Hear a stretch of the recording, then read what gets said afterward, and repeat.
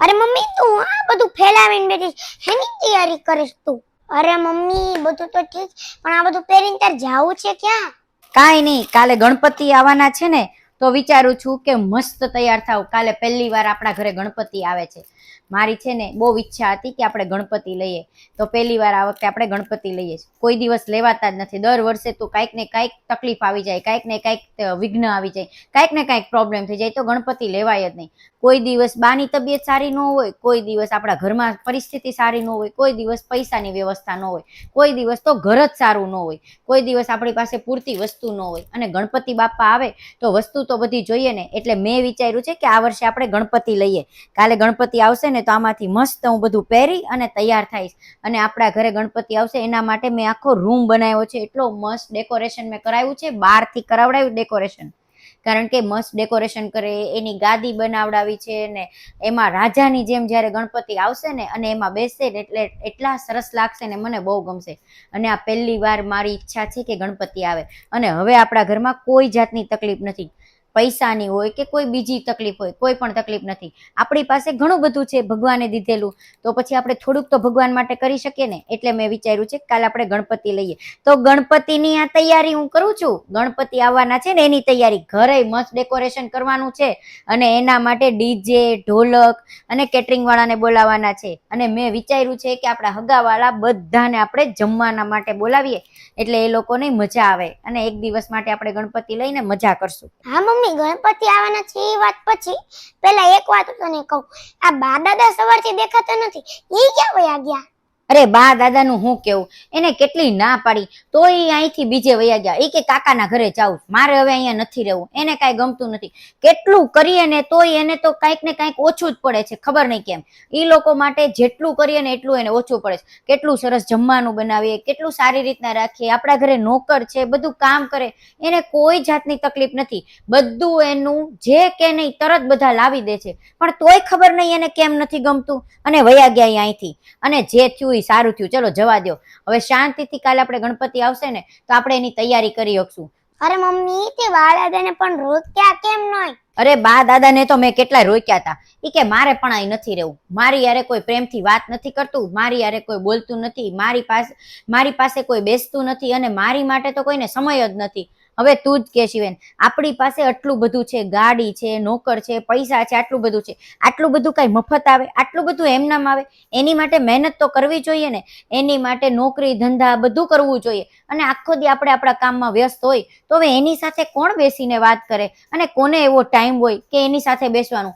આ તો ઠીક છે કે આપણે થોડો ઘણો ટાઈમ કાઢીને એની સાથે બેસીએ છીએ, પણ દુનિયામાં એવા કોઈ વ્યક્તિ નથી કે જે લોકોની પાસે એટલો ટાઈમ હોય કે 2-3 કલાકને આખો દિવસ, અડધો દિવસ એ બધા એના માતા પિતા પાસે બેસી રહે. કારણ કે પૈસા કમાવાના હોય ને, આખો દિવસ બેસવાથી થોડું જીવન ચાલશે? પૈસાથી જીવન ચાલે ને, પૈસા જરૂરી છે, પણ એને કોણ સમજાવે? મમ્મી એક વાત કહું, તારામાં બીજા બધામાં કોઈ ફેર નથી. બીજા લોકો તે પોતાના માતા પિતા માટે ટાઈમ ન કાઢતા, તું તે તો પોતાના માતા પિતા માટે કઈ ટાઈમ ન કાઢતી. એટલે કહું કે બધા અને તું સરખી જ છો. પૈસા તો બધાને કમાવાના છે અને તારે પણ કમાવાના છે. તો આખો દી એમ થોડી હોય કે થોડીક વાર એની પ્રેમથી વાત ન કર્યો કે બેસી નો કે એની સાથે. બા દાદા માટે તોય તે ઠીક છે, હવે તો મારા માટે તો ટાઈમ નથી લેવા દેતી. મારી હારી કોઈ વાર તો પ્રેમથી ન બેઠી શકતી. હું તે બધા કામ શીખી ગયો, મારે બધા એકલા કામ કરવા પડે છે. પૈસા માટે તો એટલા પાગલ ન થઈ છે કે આપણે ઘરના માટે આપણે ટાઈમ ન રહે. મમ્મી એક વાત કહું, ઈ બા દાદા છે ને ઈ સાચું જ કે છે. તું પૈસા માટે એટલી પાગલ થઈ જઈ છે ને કે હવે કોઈના માટે તારે ટાઈમ જ નથી રહ્યો. આખો દિવસ તારે પૈસા પૈસા પૈસા પૈસા પૈસા જ જોતું હોય. પછી એક સમય એવો હશે કે હું પણ નહીં હોય અને બા દાદા નહીં હોય, ખાલી તારી પાસે પૈસા જ હશે. હું હવારે હોત ને તો બા દાદા ગયા ને ત્યારે હું એની હારે વયો હતા. અરે શિવેન, ટાઈમ તો છે જ તે ને. હું થોડી ઘણી તો તમારી માટે સમય કાઢી અને તમારી સાથે બેસીને વાત કરું જ છું, પણ કાંઈ આખો દિવસ તો પછી હું તમારે લોકો સાથે વાત ન કરી શકું ને. કારણ કે મારે મારો પોતાનો બિઝનેસ છે, તો મારે મારું સંભાળવું પડે ને, મારે એ લોકોને સંભાળવા પડે.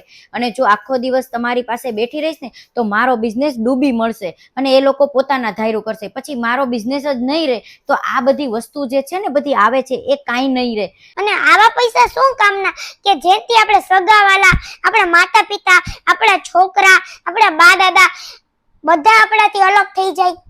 હું સાચું કહું ને મમ્મી, તો મારે મોટો થઈને મારી જરૂરિયાત પૂરતું જ તે મારે પૈસા કમાવા છે.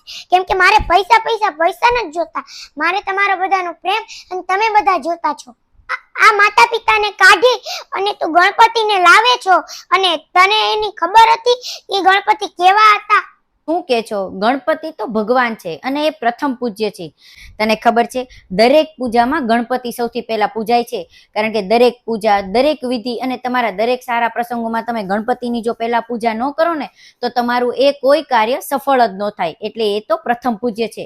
પણ મમ્મી, એ પ્રથમ પૂજ્ય કેમ બન્યા ઈ તને ખબર નથી? મમ્મી, તારી જેમ એણે પોતાના માતા પિતાને કાઢી નહોતા મૂક્યા. એને ખબર છે પોતાના માતા પિતા સાથે શું કર્યું તું?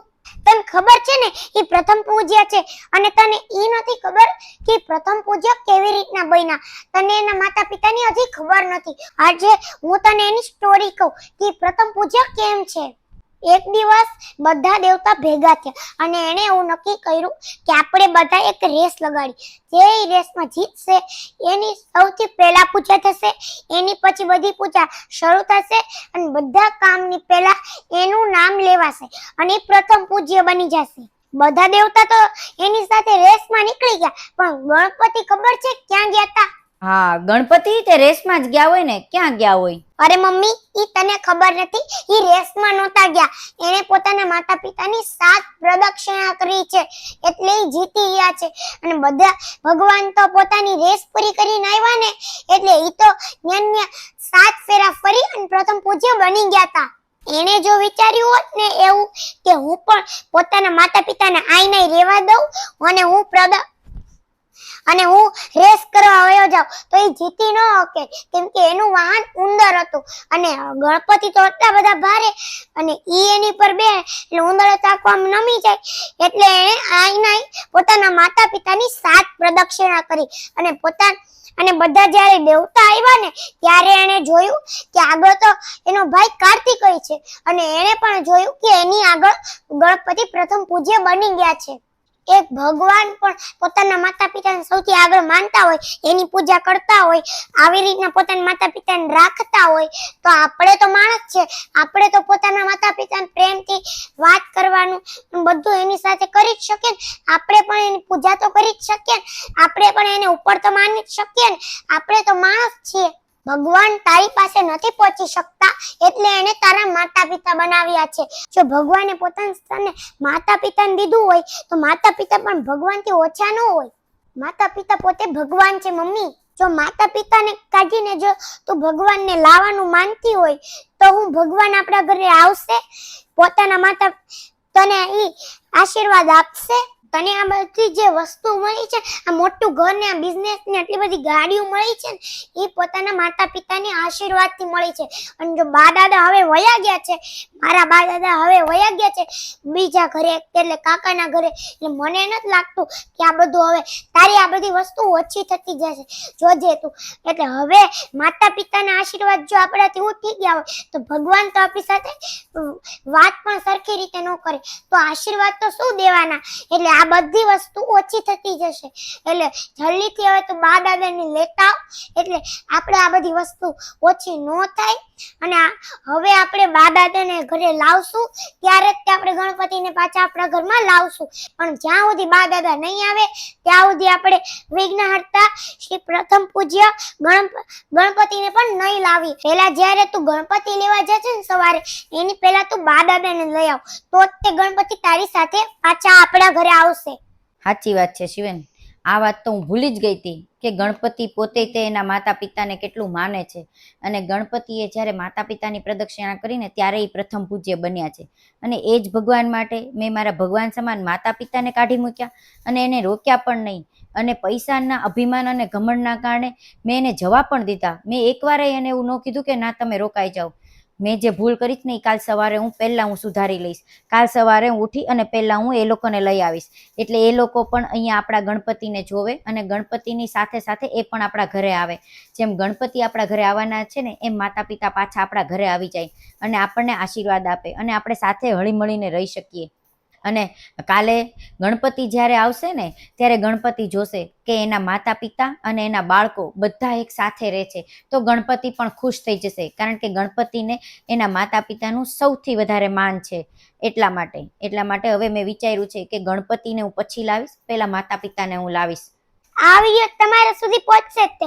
અને જેટલા પણ લોકો આ વિડીયો જોવે છે એને મારી કાલું એટલું જ કહેવું છે કે જે લોકો માતા પિતા કરતા વધારે માતા પિતાને કાઢીને વધારે ભગવાનને માનતા હોય, એનું હવન પૂજા અને આટલું બધું કરતા હોય, તો એ બધું ન કરવું. સૌથી પહેલા પોતાના માતા પિતાની પૂજા કરવી, એટલે તમારા ઘરમાં ધન દોલત પ્રેમ અને ખુશી બધું જ તે ટકી રહે. એટલે અમારો વિડીયો ગમ્યો હોય તો લાઈક કરજો, શેર કરજો અને કમેન્ટ કરજો. બાય, મળે આવતા વિડીયોમાં. અને હવે તમે કમેન્ટ કરજો કે અમે આવતો વિડીયો કયો બનાવીએ.